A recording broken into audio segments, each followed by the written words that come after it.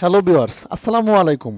আজকের এই ভিডিওটিতে আপনাদের সাথে আমি উইন্ডোজ 10 এর 7টি সেটিংস নিয়ে আলোচনা করব।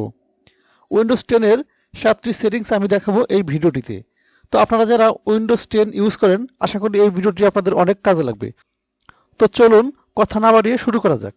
আমি প্রথমেই দেখাবো 1 নাম্বার সেটিং, সেটা হচ্ছে ডিফল্ট অ্যাপস। তো আসলে ডিফল্ট অ্যাপস কি? আমরা যখন কম্পিউটারে কোনো কিছু ওপেন করি, সেটা হোক ভিডিও, ফটো কিংবা ইমেইল, আমরা যে এগুলো ওপেন করি, ওপেন করার সময় যে অ্যাপস দ্বারা ওপেন করে থাকি, সেই অ্যাপসগুলো কিন্তু সেট করা থাকে ডিফল্টভাবে। তো আমি যদি একটু দেখাই তাহলে সহজেই বুঝতে পারবেন। আমি চলে আসলাম স্টার্ট মেনুতে। স্টার্ট মেনু থেকে আমরা যাব সেটিংসে। সেটিংসে আসার পর এখানে আছে অ্যাপস, আমরা অ্যাপসে আসবো। এরপর বাম পাশে 2 নম্বর আছে ডিফল্ট অ্যাপস। এখানে ডিফল্ট অ্যাপসে আমরা প্রেস করলে এখানে যে অ্যাপসগুলো দেখতে পাচ্ছেন, এই যে মেইল, এটার দ্বারা আমরা মেইল ওপেন করে থাকি। এরপর আছে ম্যাপস, মিডিয়া প্লেয়ার, এখানে আছে ফটো ভিউয়ার, ভিডিও প্লেয়ার। তো এই অ্যাপসগুলো কিন্তু ডিফল্টভাবে সেট করা আছে। আমরা চাইলে এখান থেকে আমরা চেঞ্জ করে নিতে পারবো। তো এখানে মিউজিক প্লেয়ারে আছে মিডিয়া প্লেয়ার। তো আমি মিডিয়া প্লেয়ারে যদি ওপেন করি, তো এখান থেকে উইন্ডোজ মিডিয়া প্লেয়ার আছে, আমরা এটাকেও সেট করে রাখতে পারবো। তো এরপর এখানে আছে ফটো ভিউয়ার। তো ফটো ভিউয়ার থেকে নিচে আছে মাইক্রোসফট অফিস পিকচার ম্যানেজার, এখান থেকে আমি এটাকেও সেট করতে পারবো। এখানে আছে পেইন্ট, নিচে আছে পেইন্ট 3D। তো এগুলো দ্বারাও কিন্তু আমি আমাদের যে কোনো পিকচার ওপেন করতে পারবো। তো এটাকে আমি এখান থেকে দিয়ে রাখলাম। তো এরপর আছে ভিডিও প্লেয়ার। দেখেন এখানে ভিডিওস অ্যান্ড টিভি এটাতে আছে, এটার দ্বারা কিন্তু আমাদের ভিডিও ওপেন হয়ে থাকে। তো আমরা যদি এখান থেকে চেঞ্জ করি, তাহলে এখান থেকে যে মিডিয়া প্লেয়ার, মুভিস টিভি, তো আমরা এখান থেকে উইন্ডোজ মিডিয়া প্লেয়ার দিয়েও আমরা আমাদের ভিডিওটি ওপেন করতে পারবো। তো এগুলো কিন্তু চাইলে আমরা আবার চেঞ্জও করতে পারবো। দেখেন এখানে আছে রিসেট, এখান থেকে যদি আমি রিসেট দিই তাহলে কিন্তু আমার আগে যে ডিফল্ট অ্যাপসগুলো সাজানো ছিল সেইভাবে কিন্তু আবার সাজানো হয়ে গেল। দেখেন এখানে মিডিয়া প্লেয়ার ছিল, মিডিয়া প্লেয়ার আসছে, এখানে ফটোস ছিল, ফটোস আসছে। তো এভাবে আমরা অ্যাপসগুলোকে ডিফল্টভাবে সাজিয়ে নিতে পারি। এরপর 2 নম্বর যে সেটিংসটা আমি দেখাবো সেটি হচ্ছে পাওয়ার অ্যান্ড স্লিপ। তো আমি আবার চলে আসলাম স্টার্ট মেনুতে। স্টার্ট মেনু থেকে সেটিং, সেটিংসে আসার পর এখানে আছে সিস্টেম। সিস্টেমে আসার পর এখানে দেখেন আছে পাওয়ার অ্যান্ড স্লিপ। তো পাওয়ার অ্যান্ড স্লিপে ক্লিক করলে এখানে দুইটা অপশন আছে, একটা হচ্ছে স্ক্রিন আর একটা হচ্ছে স্লিপ। তো এখানে আছে when plugged in turn off after.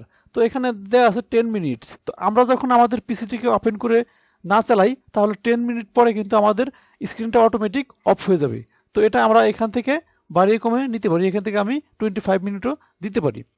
তো এরপরে আছে sleep, when plugged in PC goes to sleep after. এখানে 10 মিনিটস দেয়া আছে। আমরা যখন আমাদের পিসিটিকে ওপেন করে ব্যবহার না করি, না চালাই, তাহলে কিন্তু 10 মিনিট পরে আমার পিসিটি স্লিপ মোডে চলে যাবে। তো আমরা 3 নম্বরের যে সেটিংসটা দেখব, তো এটা হচ্ছে নোটিফিকেশন অ্যান্ড অ্যাকশন। আসলে নোটিফিকেশন অ্যান্ড অ্যাকশন কি? আমরা যদি নিচে একটু লক্ষ্য করি, এটা হচ্ছে আমাদের অ্যাকশন বার।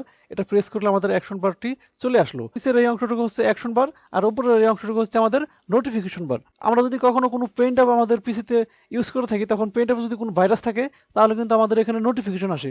এবং কি আমরা গুগল ক্রোম ইউজ করে থাকলে আমাদের ইন্টারনেট থেকে যে নোটিফিকেশনগুলো আসে, সেই নোটিফিকেশনগুলো কিন্তু আমার এই নোটিফিকেশন বারেই এসে জমা হয়।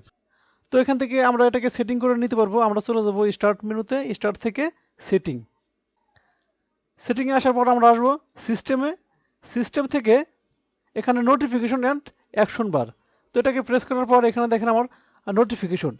তো আমরা চাইলে এখান থেকে আমাদের নোটিফিকেশনটা অফ করে দিতে পারবো। আমরা পিসি ওপেন করার পরে আমাদের অনেক ধরনের নোটিফিকেশন আসে, আমরা অনেক সময় বিরক্ত বোধ করি। তো আমরা চাইলে কিন্তু এখান থেকে নোটিফিকেশনটা অফ করে দিতে পারি।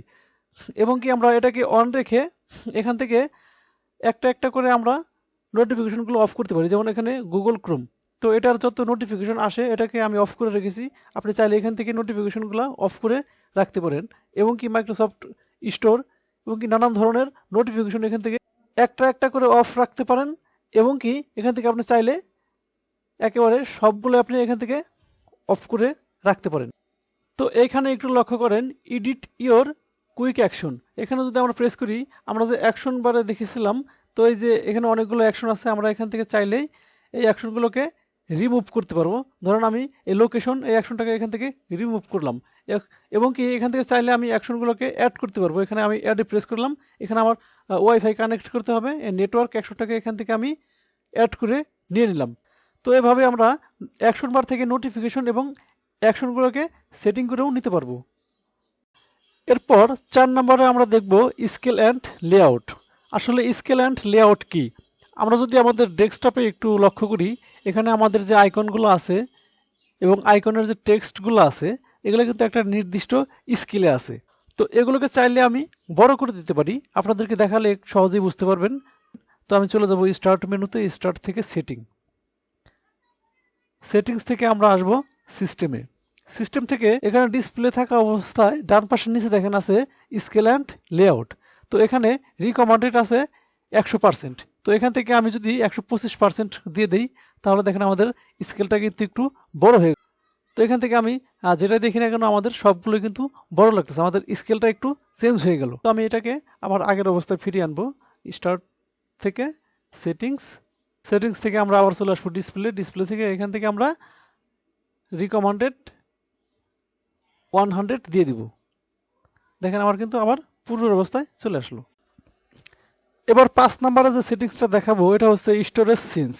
এটা খুবই গুরুত্বপূর্ণ একটা সেটিংস, যার মাধ্যমে আপনি আপনার কম্পিউটারের সি ড্রাইভ কিংবা অন্যান্য ড্রাইভ, বিশেষ করে সি ড্রাইভটাকে আপনি ক্লিন করে রাখতে পারেন, এটাকে ফাঁকা রাখতে পারেন, যার ফলে আপনার কম্পিউটার হবে আরও ফাস্ট। তো দেখুন, এটার জন্য আমি যাব স্টার্ট মেনু থেকে সেটিংস থেকে আমরা যাব সিস্টেমে।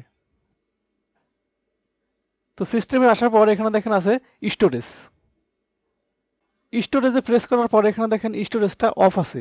এখানে লেখা আছে storage sense can automatically free up space by getting rid of files you don't need, like temporary file and content in your recycle bin. অর্থাৎ এখানে স্টোরেজটা যদি আমি অন রাখি, তাহলে আমাদের সি ড্রাইভের যত অপ্রয়োজনীয় ফাইল আছে সব ফাইলগুলো অটোমেটিক্যালি ডিলিট হয়ে আমার সি ড্রাইভটা কিন্তু ফাঁকা থাকবে।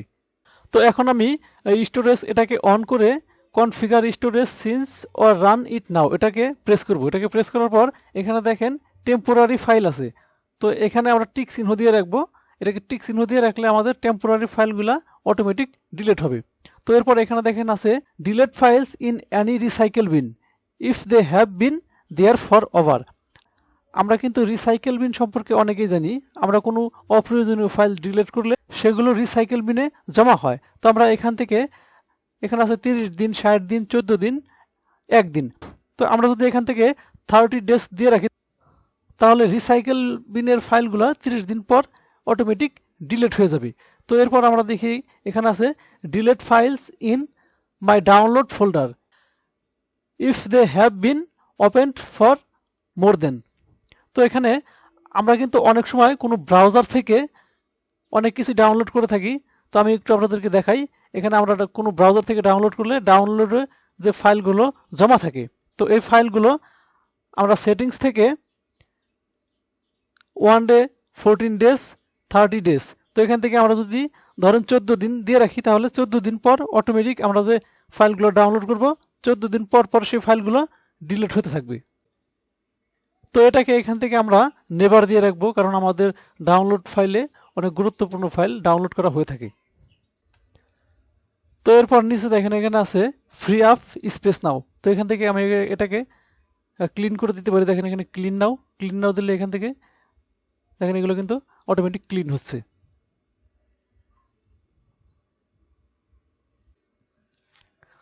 তো এরপরে আমি যদি একটু ব্যাগে আসি, ব্যাগে আসলে এখানে দেখেন শো মোর ক্যাটাগরিজ। এখানে কিন্তু আমার অনেকগুলো ক্যাটাগরি চলে আসছে, মানে লোকাল ডিস্ক সিটা কিসে কতটুকু জায়গা খেয়েছে সেটা কিন্তু এখানে দেখাচ্ছে। তো এখান থেকে আমি যদি টেম্পোরারি ফাইল ওপেন করি, তো টেম্পোরারি ফাইল ওপেন করার পর এখানে দেখেন আমার কোন ফাইলে কতটুকু জায়গা খেয়েছে এটা কিন্তু এখান থেকে আমি দেখতে পারবো। এখানে রিসাইকেল বিনে আমার 389 MB কিন্তু এখানে রিসাইকেল বিন আমার আটকে রেখেছে। তো এখান থেকে আমি যেটাকে ডিলিট করব সেটার উপরে টিক চিহ্ন দিয়ে দেন আমি এখান থেকে রিমুভ ফাইল দিয়ে দিব, তাহলে কিন্তু আমার সেই ফাইলগুলো এখান থেকে অটোমেটিক রিমুভ হচ্ছে। তো এরপরে 6 নম্বরে আমি যেটা দেখাবো এটা হচ্ছে স্টার্ট আপ অ্যাপস। আসলে স্টার্ট আপ অ্যাপসটা কি? আপনি কম্পিউটার ওপেন করার পর অটোমেটিক যে অ্যাপসগুলো ওপেন হয়, যেমন আমরা কম্পিউটার ওপেন করার সময় বিজয় 52 যদি আমাদের কম্পিউটারে ইনস্টল করা থাকে তাহলে কিন্তু বিজয় 52 অটোমেটিক আমাদের উইন্ডোজের সামনে আসে। এগুলো হচ্ছে স্টার্ট আপ অ্যাপ্লিকেশন।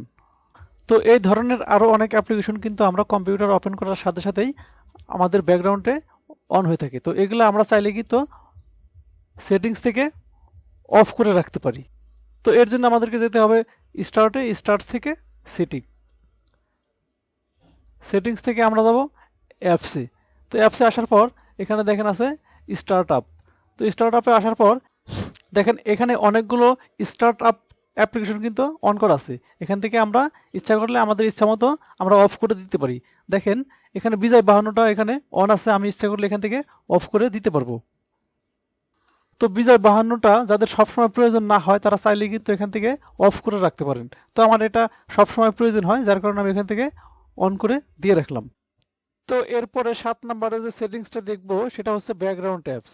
তো আমাদের কম্পিউটারের ব্যাকগ্রাউন্ডে কিন্তু অনেকগুলো অ্যাপস রান থাকে।